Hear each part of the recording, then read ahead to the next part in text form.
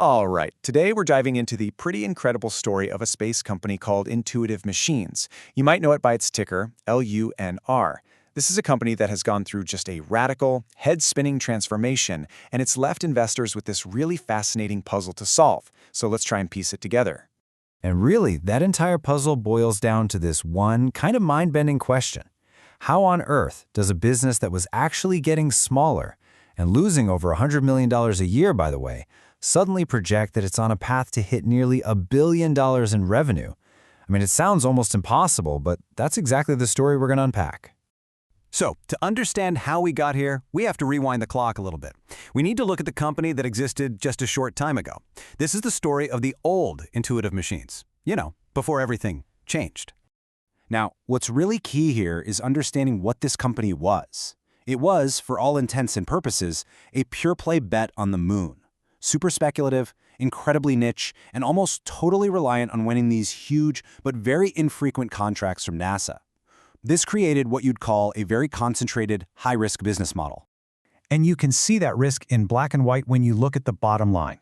For the full year of 2025, the company posted a net loss of over $106 million. This was not a profitable business. It was burning through a ton of cash to chase its very ambitious moonshot goals. And to make matters worse, it wasn't just losing money, it was actually shrinking. Revenue in 2025 dropped by nearly 8% from the year before. So the big takeaway here is, this was a company heading in the wrong direction on its most important financial metrics. That is, until one single massive event just changed the entire game. And that brings us to the pivot. This is the moment Intuitive Machines decided to stop being just a moonshot company and become something else entirely. A company that was, well, completely reimagined. And here it is. This was the catalyst. The company went out and made a massive $800 million acquisition of a company called Lanteris Space Systems. And this wasn't some other startup. Lanteris was an established, profitable, Tier 1 prime contractor with decades of experience. This was the move that changed everything. So let's just put the sheer scale of this into perspective. You'll remember this number, $210 million in revenue for all of 2025. This was the starting point. And this is the finish line. Just 1 year later, the company is now projecting it'll hit $950 million in revenue for 2026. That is not a small jump. That's almost a 5-fold increase in the size of the entire business, practically overnight. This really just perfectly illustrates the complete change in identity. Intuitive Machines went from being this highly specialized lunar lander company to a diversified, vertically integrated, Tier 1 space prime contractor that now operates from low Earth orbit all the way out to the moon. Okay, so how does this massive transformation build the bull case? Why are some investors looking at this new company and getting incredibly excited about where it could be headed? Well, first off, that nearly billion-dollar revenue target isn't just a fantasy. It's backed up by a huge, very real contract backlog of $943 million. And even better, the company expects more than 60% of that to turn into actual revenue this fiscal year, which really helps de-risk that ambitious forecast. The acquisition also created a much healthier, more stable business.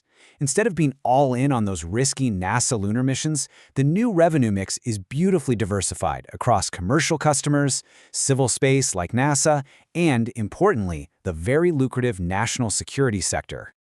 Okay, now this is really the heart of the valuation argument for the bulls.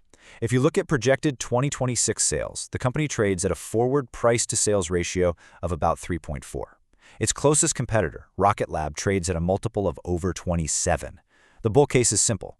Even though they're projected to have similar revenue, Lunar is valued at a tiny fraction of its main rival. And finally, a huge piece of the bull case is that they successfully broke into the defense market, which is notoriously hard to do.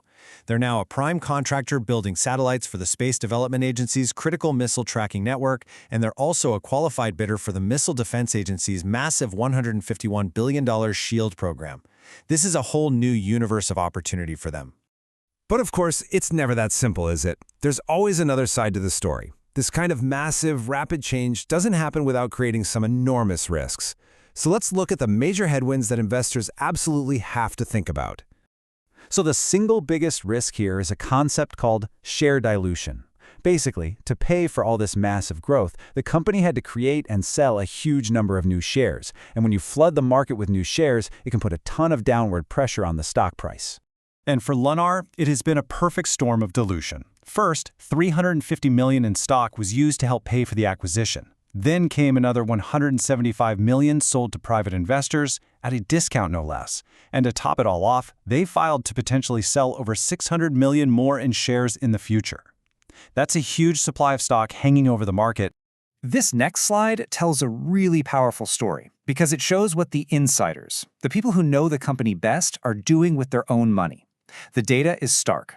29 insider sales versus only 2 purchases in the last 6 months. That is a deeply concerning, lopsided picture. And yet, just when you think you've got it figured out, here's the twist. While those insiders are selling, the big money, we're talking massive institutional investors like Vanguard and BlackRock, they're still holding on to significant positions. They clearly still believe in the long-term story, which creates this really fascinating contradiction. And finally, you can't ignore the human element. You are taking a nimble, new space startup and smashing it together with a legacy defense contractor. It's like trying to merge a speedboat with an aircraft carrier. The challenge is huge because, as it's put here, merging 2 complex aerospace cultures carries immense inherent risk. That's a massive leadership challenge. So, with this powerful bull case clashing head-on with these very serious risks, what happens next? What are the key things we need to watch that will ultimately prove which side of this story is right? Well, the flight path forward is all about these catalysts. First up, the next earnings report. That's where we'll see if the financials are actually coming together like they promised. Then, there's the massive NASA contract award for the new lunar rover, a huge potential win. And finally, the upcoming IM-2 and IM-3 moon missions absolutely have to succeed to prove their core technology works.